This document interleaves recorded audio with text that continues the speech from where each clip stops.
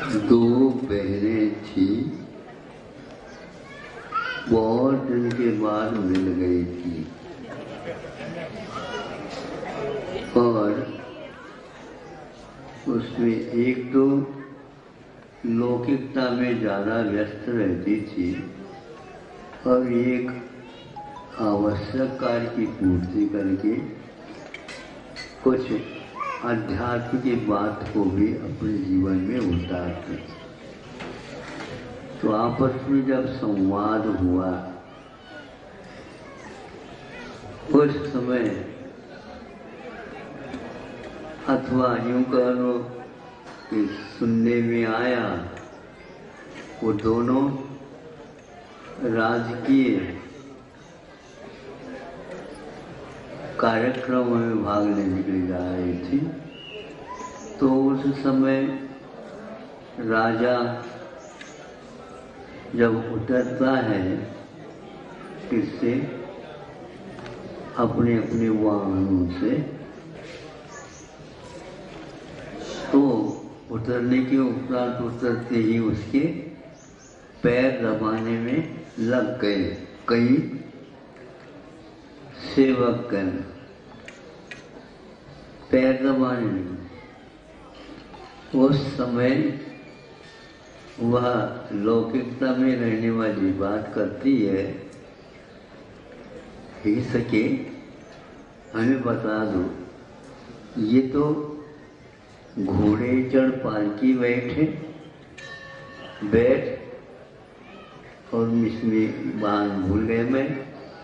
तो हाँ, तो कब के थाके ये सके अभी दबाओ तो पाओ, तो थके तो है ही नहीं,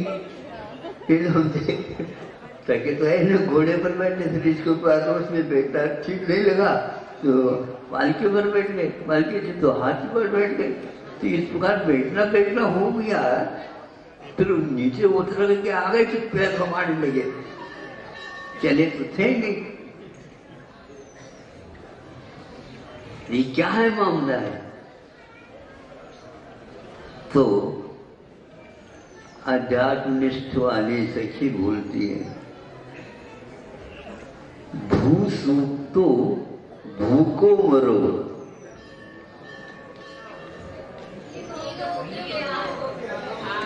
हाँ, भूसो तो भूको मरो, तीनों उग्र विहार तब के थाके ये सके अभी दबावत पाओ।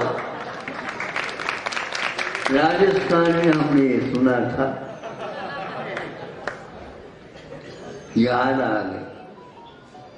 तो भूसो तो मतलब गाड़ी पलंग इत्यादि का नहीं, जमीन पर तो लेटता था, कंकर पत्थर में भी रहता था और भोजन के लिए रूखा सूखा खाता। फिर बिहार पैदल चलो, कर पात्री और पद यात्री, ये है जीवन। किंतु जब उसके फल के स्वरूप जब वह राजा बना, स्वर्गों में चले गए, वहां से राजा यहाँ पर बना, फिर मुक्त हो गया। इनको कैसे टिकट मिल गया? तो ये पहले का हिसाब है। परिश्रम से, कर्तव्य से विमुख कोई होता है तो चाहता तो वो बहुत, किंतु मिलना उसी के ऊपर आधारित। लौकिक कथाओं में तो आप लोग फंसे रहते हो, लेकिन कुछ तो समय निकाल करके आत्मा और शरीर, इन दोनों के मेल को तो मानने की बात होती है, किंतु उससे आगे थोड़ा सा 2-3 कदम बढ़ जाते हैं।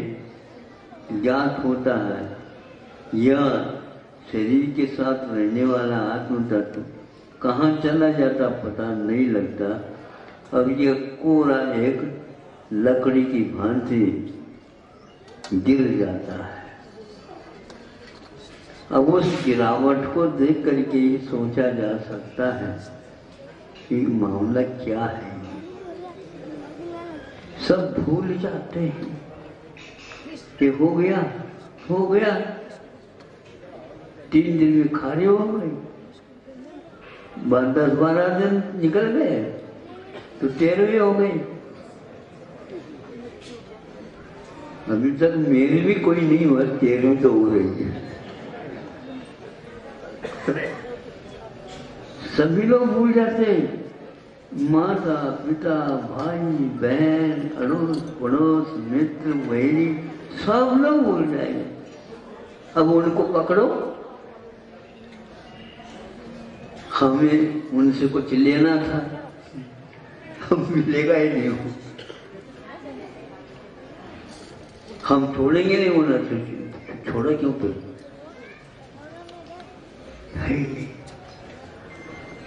एकदम चित्र परिवर्तित हो जाता। तो तब के था के हे सके तभी दबावत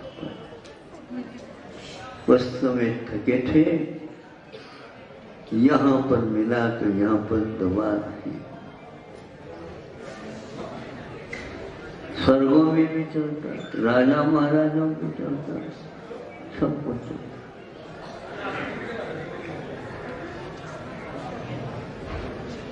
इसलिए सबके साथ तुलना करते हुए अंत में यही कहा जाता है, वैराग्य मेवा, राग द्वेष के रहस्य फल भोगते हुए भी खुल नहीं रहा है। परिवर्तन हो गया तो हो गया,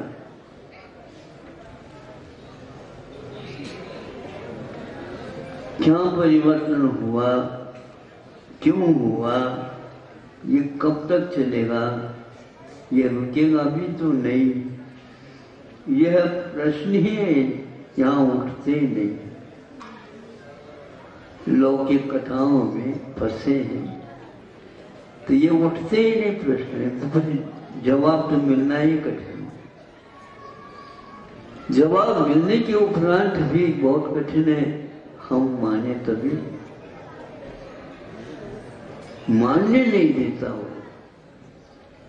इस मान्यता के ऊपर आधारित सब कुछ गौण हो जाता है और परोक्ष ही मुख्य हो जाता है, प्रत्यक्ष में तो कुछ मिलता है।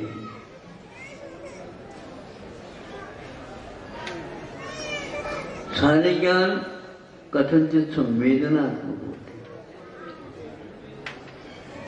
उसके साथ प्रत्यक्ष लगा हुआ है। मन परिज्ञान, अवधिक ज्ञान, केवल ज्ञान, ये भी इनके साथ प्रत्यक्ष तो लगा हुआ है। मत ज्ञान सूत्र ज्ञान में पूछते हैं तो सूत्र ज्ञान हमेशा परोक्ष रहता है और मत ज्ञान साम्यावहारिक प्रत्यक्ष है। यही एक मोहक चक्र है, पंचेंद्र के विषय है, वो मिल गया ऐसा होता है, सन्निकर्ष हो जाता है उसके साथ, तो संवेदन उसके साथ हो जाता है। लेकिन सूत्र ज्ञान के साथ सामान्य रूप से संवेदन कुछ नहीं जुड़ा हुआ। मानिए, मानना है, सुनना आनंद आता है, सुना का नाम सुख होता है, तो सुना था वो सुख हो गया। अशुद्ध विस्मृत भी होता है, शुद्ध विस्मृत भी हो जाता। मान्यता क्या करें, कब तक करें? आपने बहुत कुछ बता दिया लेकिन ये मान्यता को समझ में नहीं आता। क्या माने? कुछ दिखे, कुछ सूंघे, मांगे नहीं तो क्या मानना? आप कह रहे हो तो आप मानते, मत मानो। अब ऐसे कैसे कहते मत मानो? हमें तो दुख तो हो रहा है, तकलीफ हो रही है, ये भी तो सुनो। हम भी ऐसे ही मान लेते हैं आपको हो रहा दुख। उलट को पुलट कर दो, पलट को उलट कर दो, तो मैं कैसे मानूंगा आपकी बात? फिर भी बच्चों को समझाने के लिए, हाँ बेटा बिल्कुल बोल, बिल्कुल है, कुछ भी हो समाज में क्या मिला मुझे बताओ। मान लिया कि हमारी बात माने सुन ली, माने या न माने ये अलग बात, सुन नहीं, हाँ सुन तो लाई,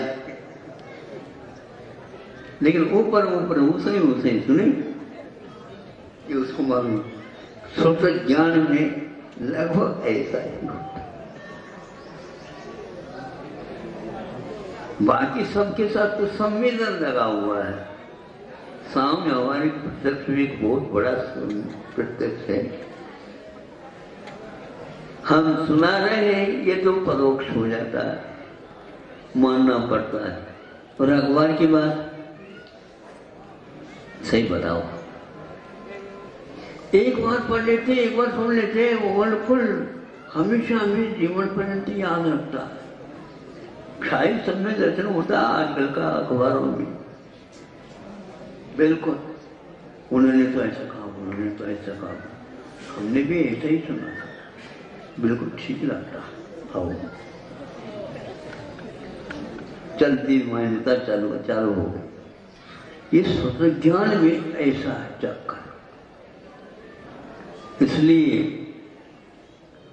मत ज्ञान के माध्यम से मन को संभाल लो तो बुझिए, ये तो व्यक्ति गलत नहीं बोल सकता। ये किसको देख लिया, स्वतः ज्ञान में ऐसा नहीं होता। परोक्ष में लिख करके चले गए, सबके पास गुरु है, सबके पास शास्त्र है, सब देशों में कानून चलता है, कोर्ट कचहरी होती रहती है, विश्व का भी एक न्यायालय शुद्ध किया है, सभी लोगों को वहीं पर जाना पड़ता है। भारत में होने के उपरांत भारत के बाहर जाओ। तो इस प्रकार यहाँ पर स्वतःज्ञान में गुरु के वचन पर, शास्त्र के वचन पर, क्यों नहीं तो है ही नहीं आज, फिर भी वो उन्हीं के द्वारा लिखा हुआ यह मान्यता अपने आप में मोक्ष मार्ग में काम करते। हमने सुन लिया, कोई बात नहीं, याद रहे या न रहे, लेकिन उन्होंने जो कहा था वो ठीक है। ये मत ज्ञान का विषय हो गया। इसलिए इंद्रियां बहुत कुछ आपके मोक्ष मार्ग में भी काम आती है। वह एक प्रकार से हमें लाभ है।